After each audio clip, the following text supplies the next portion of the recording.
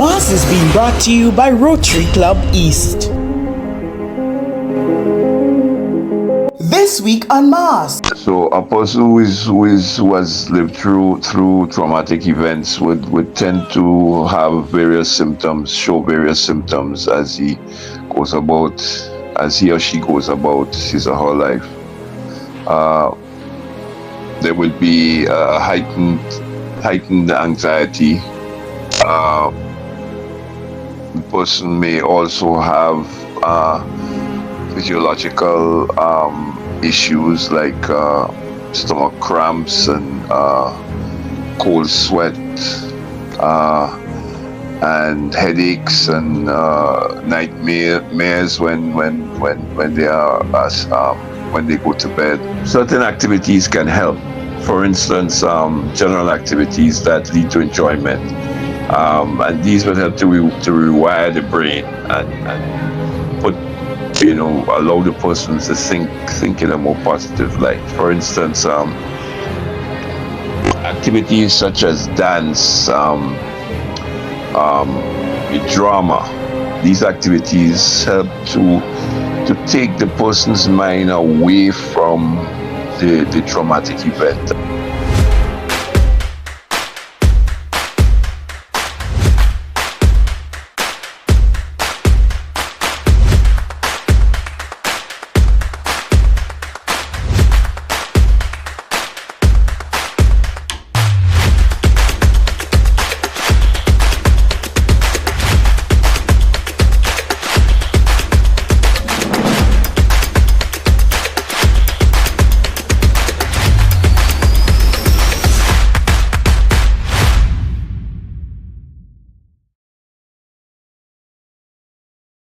So I am Queen Annie Gill, and I presently lecture within the School of Arts and Sciences at St. George's University. I belong to the Department of Humanities and Social Sciences, and I consider myself a lifelong educator. I have been in the field for over 20 years, and I started at the secondary level and now at the tertiary level, and I love what I do. I am particularly interested in English and English related subjects, so those are my areas of specialty: college English, organizational communication. Those are the subjects I teach at present. So how did an English focused person delve into the arts to help to see this therapy? Well, actually, my love for the arts started when I was going to secondary school. I was privileged to go to a school where the principal actually promoted the arts, and I was a bit shy, and I found that the arts allowed me to come out of my skin, so to speak. And there was always something happening at the school, whether it's choral speaking or drama or dancing, and I found myself particularly drawn to drama, and I took advantage of every opportunity to be involved, and it helped me to find myself and to be able to just enjoy life in a way that I had not had the opportunity to do before. Excellent. So it brings us now to your research paper on how the benefits of arts in after trauma. Specifically, you zeroed in on Ivan. Tell me about that. Tell me about your research. Yeah, so it's amazing how, like, when I started teaching, I wasn't so much involved myself in the arts, but I helped train students and so. And then when I went to do my master's, it's like everything came full circle. And I found myself doing a thesis on the role of theater in Grenada. Now, I grew up with going to the plays and, enjoying it, but I realized that theater was playing a much bigger role. So I decided that I'm going to do research on it. I'm going to explore that. But it was so much that I had to, I eventually settled on a case study. And Ivan was really fascinating. It allowed me to see theater in a new light. What is Ivan? Right. Ay, ay, ay, Ivan. As the playwright himself, Ricardo King Douglas, would say.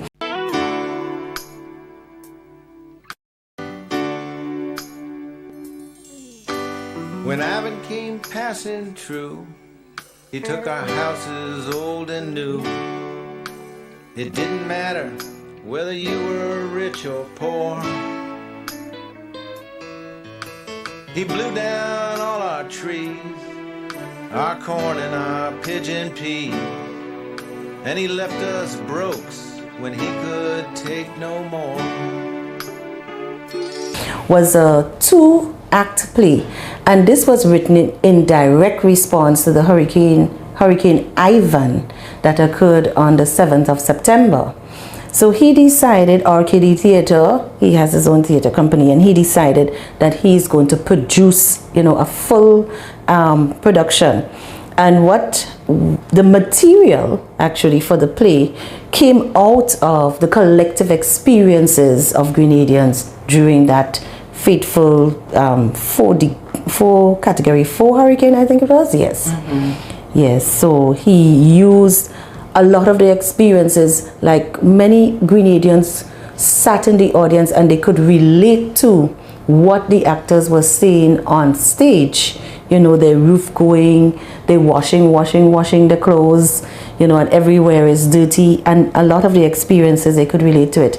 But he produced the play as a musical. I think there was something like 15 different songs in there. And in some cases, he took the melody that was known, like a familiar melody, but he put new words into it. One that comes readily to mind is the 12 Days of Ivan. So he had on the first day of Ivan, what happened, and it went on. So people, because the melodies were familiar, the audience members were able to, can join in. And it made the trauma one that, well, it's not that it minimized the magnitude of it, but it helped us to, it made it manageable, I would say, because people found an opportunity to recall what was happening, say what was happening in their own words. But when other people tell your story, they may tell the story in such a way that you are perceived as ever the victim. But when you get to tell your own story, it is an empowering thing that happened. And so it is healing, but it's also empowering, and it emboldens you. It gives you hope, and you realize, hey, I can rise from this, I can go forward. So was it when you watched that theatrical piece, was that a catalyst? Did you start tinkering? Did it start a light bulb went off in your head and you're like, maybe I should delve into this and research it? At that time, no. No, I wasn't thinking about that at all. But I found myself in LSE, London School of Economics, doing my master's. And I was doing my degree is in communication development, and I started thinking about, and we started reading about what development is. And one of the things that came out of my research is not just in terms of, okay, you have roads, you have light, you have water, but in terms of how people see themselves, their identity, and how you claim that. And I found that really interesting. I didn't know my research would take me there. And I said, okay, what example do we have of this? And then the play came to me, because I found that people started to see the play in different ways. When I spoke to the actors, some of the actors, they said things like some of them had never acted on stage before. This was literally their first production, and they said they didn't perceive themselves as actors. And when the playwright approached them, the director approached them and asked them to take part, they were hesitant because they felt like, I had never acted before. But they said that when they were going to the rehearsals and so, all that time, the months, because the play came out in January, which was pretty soon after the hurricane. So the months of the time they were rehearsing, they said your roof was still off. They were still experiencing the effects, but it is like the play became so important. It's like, this is business. I have to do this. I have to tell my story. And because it's new and fresh in their mind, they found themselves going in. So one actor said to me, I never thought I could do this, but then she said, I just did it, and I felt like I had to do it because it was part of my healing. And she said, then it was like I was famous. People were coming up to me and saying, good job, how great I was. And she said, that brought out a talent in me, a strength in me that I never knew I had. I never knew, existed. So what you're saying there is that even the actors themselves, the process helped them heal, as it did the audience. Yes, and they many of them attest to that process was very important.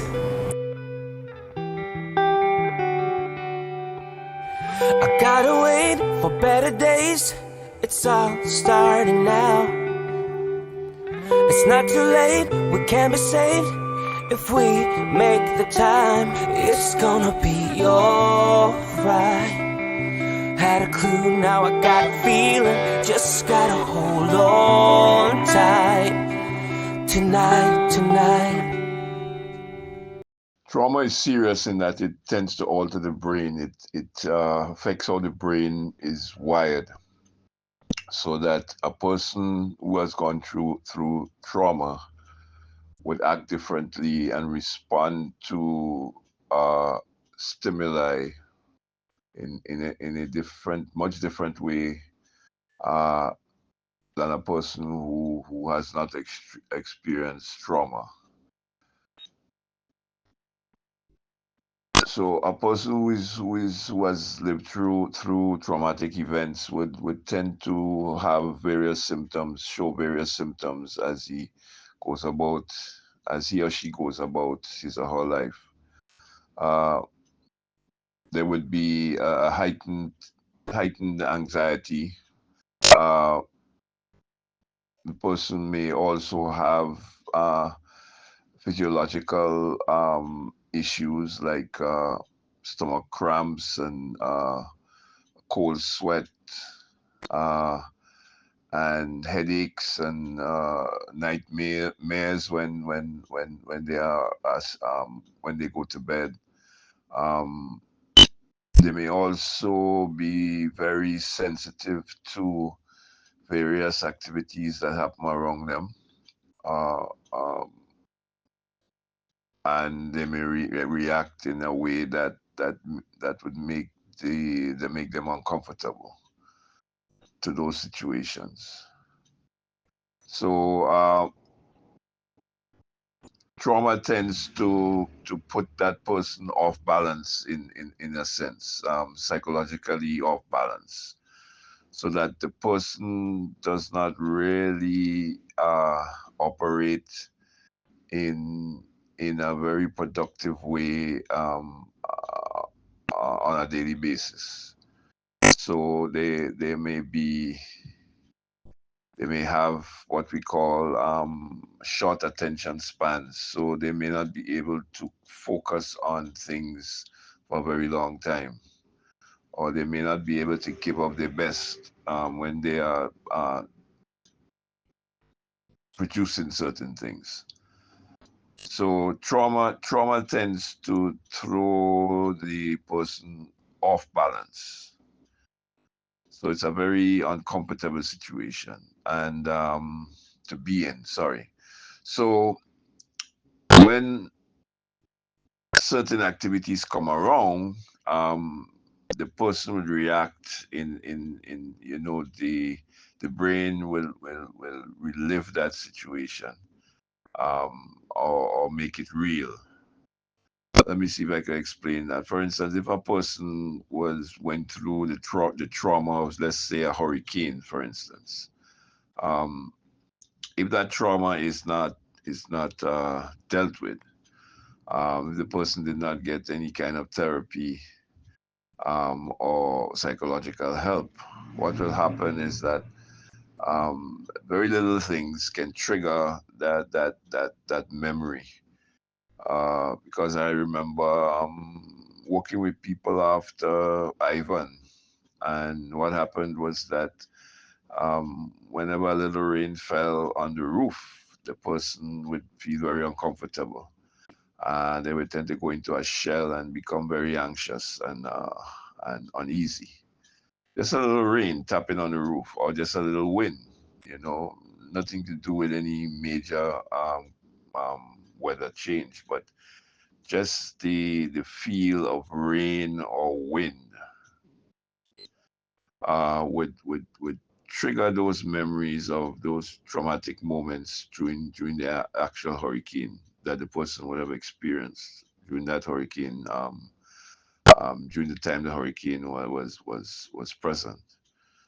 So very little things can trigger that person to react in a way that can cause discomfort to the person or people around them. So very little things, trigger certain types of behaviors. Um, Maybe even trying to talk about the situation, trying to recall. Somebody may force them to recall the events, and during the recall, they would tend to, you know, exhibit bizarre behaviors because of the memory of the trauma. So, what can we do besides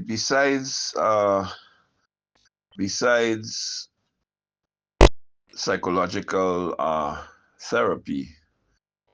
Um, Certain activities can help. For instance, general activities that lead to enjoyment, and these would help to rewire the brain and put allow the person to think in a more positive light. For instance, activities such as dance, um, drama. These activities help to take the person's mind away from the traumatic event and put place certain healthy and positive thoughts in their minds, so that it triggers the endorphins and so on, and these chemicals that tend to trigger happiness, or produce happiness or happy feelings. So acting out certain situations, in drama and singing, um, playing music, listening to music. These activities tend to rewire the brain, because the trauma would have caused the brain to be rewired in a different way. So you have to rewire the brain, and these activities can help to do that. So any kind of activity that leads to joy and satisfaction and fulfillment, exercise, playing music, singing, taking part in activities like drama, um, you know, um, meeting with people, you know, going out, having fun time with friends, and just socializing and gathering, with friends and so on. Looking at good movies that make you happy, because all these things tend to stimulate endorphins, which make the person feel happy and joyous. And so these things tend to do that, and it depends on the type, the kinds of persons that these persons who suffer trauma interact with. um, they must interact with persons who are positive. It's bad talking to persons who are negative and may instill negative thoughts and or display negative behaviors. These do not help. So any kind of positive activity that will help to rewire the brain to the point where the person, you know, moves back to a type of normalcy, can be helpful. Remember, trauma takes time to heal. You know, it would take therapy, you know, from a professional, psychotherapist or psychiatrist. It will also take wholesome, positive activities to bring that person back to a state where they can function normally once more. So, okay, you've looked at how that play helped people with Ivan. How would you say your research and something like the play, or maybe doing drumming or dancing, help the people in Carriacou now after the passage of Beryl? Well, I think it would be wonderful. I don't know if they're doing anything like that, but I think it would be wonderful for them to engage in some form of the arts, because the research is there to prove that the performing arts, any kind of arts, dancing, drumming, it's something that's good for the soul. It is something that restores the soul. But more importantly, it allows us to tell our story our way, in our own voice, in our own language. So traditionally, the news would report, oh, this has happened and this is terrible. And we see all the images and so. 90% of the time, the people who are directly affected are marginalized. You might get an interview here or there, but something like an artistic production or expression allows more of the ordinary man, so to speak, to tell their story in their own voice. And what that adds, what does that do? That gives authenticity to the experience, but it also helps us to see the positive. Not that the hurricane brings anything positive, but what I mean by the positive side is that it is when people tell their story, we see their resilience, we see the ray of hope, as it were. So it is not just the story of doom and gloom that traditional media tends to churn out, but it helps you to focus on the positive. Okay, so this show is focused on mental health. And what did you glean from the whole process? How would you succinctly put it that it helps with mental health? Well, I remember one actor saying to me that even when they were practicing and rehearsals and so that, she said sometimes it got overwhelming because you're doing a play, yes, but you're also living the reality. And she said, but because it was such a traumatic experience, she said we grew close like a family. She said we laughed together, we cried together. And she said what that does is that it helps you to appreciate that you are not alone in this. You're not suffering alone. So mentally, the weight of the trauma is lifted because it becomes a shared experience. That sharing your experience, talking it out, reliving it with others. And she said, they are feeling it, they could relate to you because they are experiencing it similarly as you, and she said, we held each other and cried. We got that release, we got that. But after they were able to move on, they were able to still forge on and did an excellent production. So what would you say to the people of Carriacou who are known for the big drum and the this and the that? Oh yes, take advantage of your cultural artifacts and use it to help heal, because it is already there. You have a beautiful, strong tool. We need to use what we have because it's of us already. So using the drum, oh yes, that will definitely uplift, your spirits, and it would help with dealing with the mental stress of the trauma, because it is a traumatic experience. We have to acknowledge that, and we have to allow ourselves to hurt and then heal.